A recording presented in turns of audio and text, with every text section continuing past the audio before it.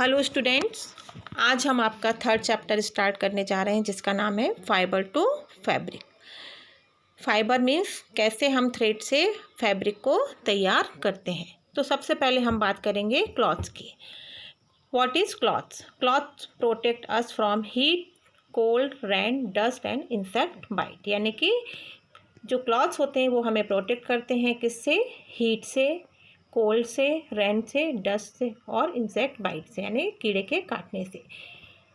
हम क्लॉथ्स का सिलेक्शन कैसे करते हैं? According to season. जैसे कि हम समर सीज़न में किस टाइप के क्लॉथ्स पहनना पसंद करते हैं जो हमें क्या करें? कूल रखें। और हमारा जो स्वेट होता है, हमें समर सीज़न में बहुत ज़्यादा स्वेटिंग होती है, तो उसको कौन एब्जॉर्ब करता है? Cotton cloth. तो हम लोग समर सीजन में कॉटन क्लॉथ्स पहनना पसंद करते हैं। इसके साथ ही विंटर में हम कौन से कपड़े पहनना पसंद करते हैं? Woollen cloth. क्यों? क्योंकि वो हमें गर्मी देते हैं। इसके अलावा रेनी सीजन में हम रेन कोट का यूज़ करते हैं। क्यों? क्योंकि वो हमें रेन से क्या करते हैं? प्रोटेक्ट करते हैं।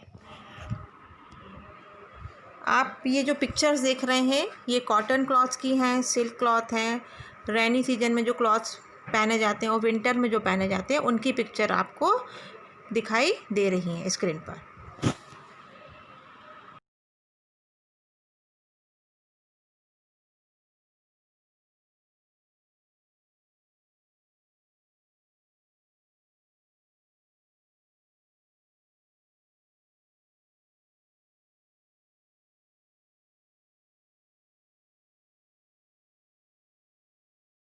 Materials from which clothes are made are known as fibre. माने जो मटेरियल्स से बने होते हैं क्लॉथ्स उनको हम क्या कहते हैं? फाइबर्स कहते हैं। ये टू टाइप्स होते हैं, natural fibre and synthetic fibre. अब हम इस चार्ट में देखेंगे कि फाइबर्स जो हैं वो टू टाइप्स होते हैं, नेचुरल फाइबर और synthetic fibre. Natural fibres two type होते हैं, plant fibre and animal fibre. जो हमें प्लांट से मिलते हैं वो प्लांट फाइबर कहलाते हैं, जो हमें एनिमल से मिलते हैं वो एनिमल फाइबर कहलाते हैं। प्लांट फाइबर का एग्जाम्पल हो जाएगा आपका कॉटन है, जूट है, और एनिमल फाइबर का हो जाएगा सिल्क और वूल। अब हम बात करते हैं आपके सिंथेटिक फाइबर। सिंथेटिक फाइबर जो आर्टिफिशियली तैयार किए जाते हैं यानी फैक्ट्री में तैयार किए जाते हैं उनको हम सिंथेटिक फाइबर कहते हैं। इसके एग्जांपल हैं नायलॉन, रेयॉन, पॉलिस्टर एट्सेट्रा। अब हम बात करते हैं वूल के बारे में। Wool is commonly obtain from hair of sheep. इसके अलावा वूल हमें मिलता है गोट से, yak, camel and rabbit. These animals are therefore called wool yielding animals। क्यों कहते हैं? क्योंकि इनसे सबसे हमको ऊन प्राप्त होती है। All these wool yielding animals bear hair on their body। माने ये अपने शरीर पर हेयर रखते हैं जिससे हम क्या करते हैं? वूल को निकालते हैं। उसके लिए बहुत सारी प्रोसेस हमें यूज़ करना पड़ती हैं।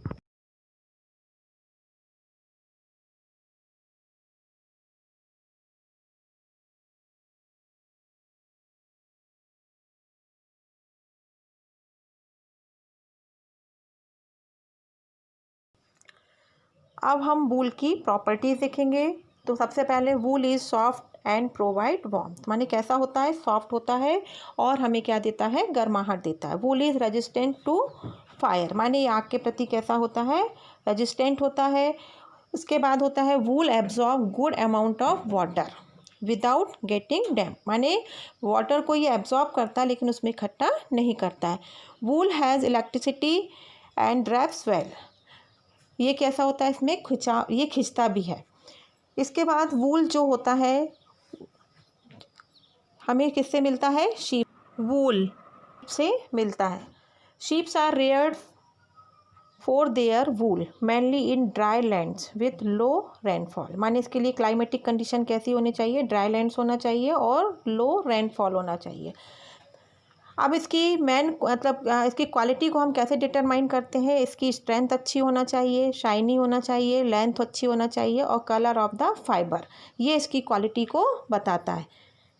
इसके अलावा इंडिया में जो मेन स्टेट्स हैं जहाँ पर इसका प्रोडक्शन होता है तो वो है जम्मू एंड कश्मीर, हिमाचल प्रदेश, उत्तराखंड, अरुणाचल प्रदेश एंड सिक्किम।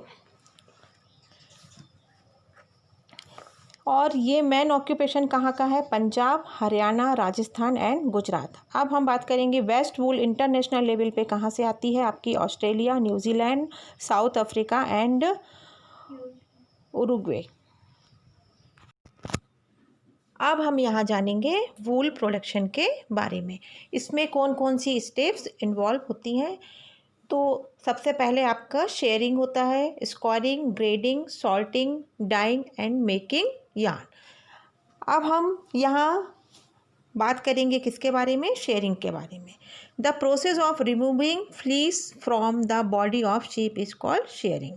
माने जो शीप होती है उसकी बॉडी से जो फ्लीस को रिमूव करते हैं, फ्लीस माने जो वुली कवरिंग होती है उसके ऊपर, उसको अलग करने की प्रोसेस को हम क्या कहते हैं? शेयरिंग कहते हैं। अब हम बात करते हैं स्कोरिंग की। The process of washing and sheared wool, माने जो हमने उसके हेयर्स को निकाले थे उसको हम क्या करेंगे? वॉश करेंगे। किसकी हेल्प से करेंगे? With the soap water. And उसमें से हम क्या निकालते हैं? डस्ट, डर्ट एंड ग्रीस आदि को निकालते हैं। तो इस प्रोसेस को हम कहते हैं स्कोरिंग कहते हैं। फिर ग्रेडिंग आता है। ग्रेडिंग क्या होता है? उसमें हम according to length, colour, texture के हिसाब से उसको क्या करते हैं? सेपरेट करते हैं उसको। इस प्रोसेस को हम सॉर्टिंग और ग्रेडिंग कहते हैं। डाइंग मीन्स होता है जो हमें वूल प्राप्त होता है वो कैसा होता है? ब्लैक, ब्राउन और वाइट कलर का होता है। तो उसको हम अपनी रिक्वायरमेंट के हिसाब से कलर करते हैं। अब स्पिनिंग और वीविंग, इसमें देखेंगे क्या होता है? The fibre thus obtain is oil, straightened, washed, twisted and spun into yarn. जो हमें फाइबर प्राप्त होता है उसको हम क्या करते हैं? सीधा करते हैं। फिर इसको हम अगेन वॉश करते हैं और उसको ट्विस्टेड एंड स्पन करके उसको फिर हम यार्न में कन्वर्ट कर देते हैं। Shorter fibre are spun and woven into woollen cloth. जो शॉर्टर फाइबर हैं, छोटे होते हैं फाइबर्स, उनसे हम क्या बनाते हैं? वूलन क्लॉथ्स बनाते हैं। एंड जो लार्ज फाइबर्स होते हैं उससे हम क्या बनाते हैं? स्वेटर वगैरह बुनते हैं, निट करते हैं, यानी बुनना। हेलो एवरीवन, आज हम आपको ले चलते हैं सिल्क वर्ल्ड में, जहाँ पर हम सिल्क के बारे में जानेंगे कि सिल्क क्या होता है। फिर उसके बाद हम जानेंगे कि सिल्क मोथ की लाइफ साइकिल क्या होती है। फिर उसके बाद हम लेंगे इसमें सिल्क प्रोडक्शन, इसको कैसे प्रोड्यूस किया जाता है। फिर हम सिल्क की प्रॉपर्टीज़ के बारे में जानेंगे कि इसमें क्या क्या खूबियाँ होती हैं। फिर मार्केट में कौन कौन सी वैरायटीज़ की अवेलेबल होती है उसके बारे में जानेंगे। फिर इसमें इस इंडस्ट्री से जुड़े हुए जो लोग होते हैं, वर्कर्स होते हैं, उनके साथ क्या क्या प्रॉब्लम्स आती हैं उनके बारे में हम इसमें जानेंगे। अब हम सिल्क के बारे में डिटेल में पढ़ेंगे। Silk is another important animal fibre, यानी ये भी कैसा होता है? एनिमल फाइबर होता है। It is soft, strong, lustrous and light in weight, यानी कि ये कैसा होता है? मुलायम होता है। स्ट्रॉन्ग यानी मजबूत होता है, लस्टर यानी चमकदार होता है, और वजन में हल्का होता है। इसको फर्स्ट डेवलप किया था चाइना ने। इसको हम किससे प्राप्त करते हैं? ककून से। सिल्क मोथ और सिल्क वॉर्म के ककून से हम इसे प्राप्त करते हैं। The rearing and management of silk worm for obtaining the silk is called sericulture, माने इसके को प्राप्त करने की प्रोसेस को हम क्या कहते हैं? सेरीकल्चर कहते हैं। अब हम सिल्क वॉर्म की लाइफ साइकिल के बारे में जानेंगे। इसकी मेन 4 स्टेजेस होती हैं। वो कौन सी होती हैं? सबसे पहले egg, caterpillar, pupa and adult. ये 4 स्टेजेस के द्वारा अपनी लाइफ साइकिल को कंप्लीट करता है। सबसे पहले ये जो सिल्क मोथ होती है वो क्या देती है? एग्स देती है, बहुत छोटे छोटे अंडे देती है। उसमें से कुछ समय के बाद छोटे छोटे कैटरपिलर निकलते हैं। फिर वो मलबरी लीफ को क्या करते हैं? फीड करते हैं और अपने साइज़ को बड़ा करते हैं, बिग करते हैं। अब caterpillar spin a cocoon of silk thread around itself, माने कि जो कैटरपिलर होती है वो अपनी बॉडी के चारों तरफ क्या बनाती है, सिल्क थ्रेड बनाती है। अब उसके बाद वो फिर किस में चेंज हो जाते हैं, आपके प्यूपा में चेंज हो जाते हैं। फिर प्यूपा एडल्ट में चेंज हो जाते हैं। एडल्ट के बाद वो अगेन फिर क्या देते हैं, अंडे देते हैं। उसके बाद ये इनकी लाइफ साइकिल चलती रहती है। अब आप देख रहे हैं eggs of silk worm.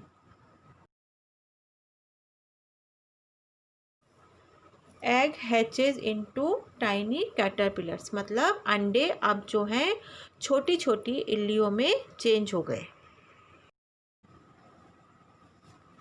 Caterpillar feed on mulberry leaves, अब जो कैटरपिलर यानी इल्ली है वो क्या कर रही है, मलबरी लीफ को खा रही है।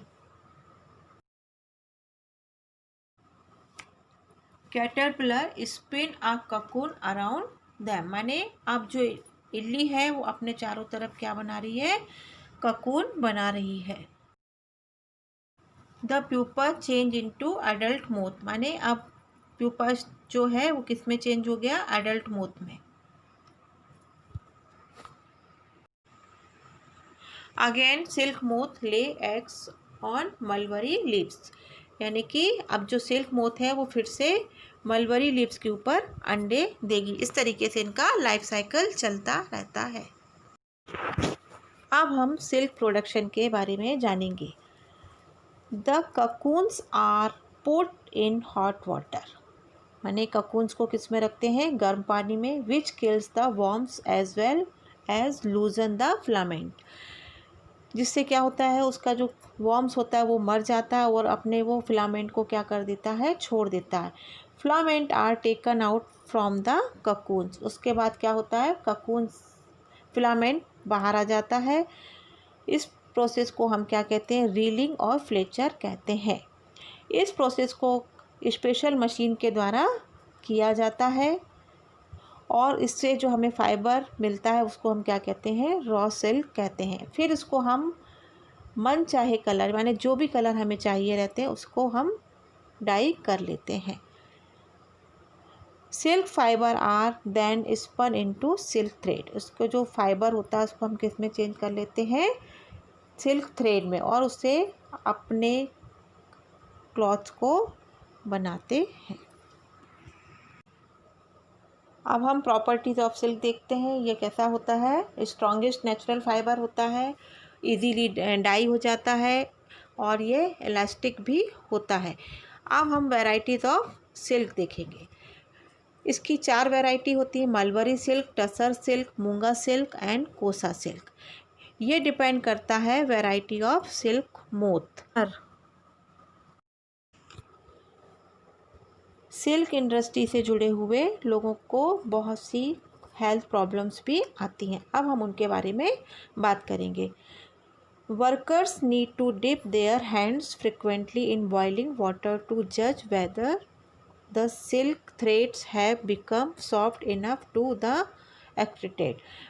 मीन्स इसका क्या होता है, जब जो वर्कर होते हैं उसको मतलब बॉईल करते हैं किसको, ककून्स को, तो वो देखते हैं कि उसका वो सॉफ्ट हुआ है या नहीं, तो वो बार बार गर्म पानी में हाथ डालते हैं, जिसके कारण उनके हाथों में बूंड्स यानी कि घाव और फफोले पड़ जाते हैं जो उनकी स्किन डिजीज़ का कारण बनते हैं। एक मेजर प्रॉब्लम और आती है इनके वर्कर्स को, अस्थमा और ब्रोंकाइटिस की। क्यों आती है, क्योंकि जब वो ककून्स बॉयल होता है तो वो फ्यूम्स और वेपर्स को क्या करता है, रिलीज़ करता है, जिसके कारण उनका रेस्पिरेटरी सिस्टम क्या हो जाता है, ख़राब होता है और उसके कारण उनको अस्थमा और ब्रोंकाइटिस की प्रॉब्लम होती है।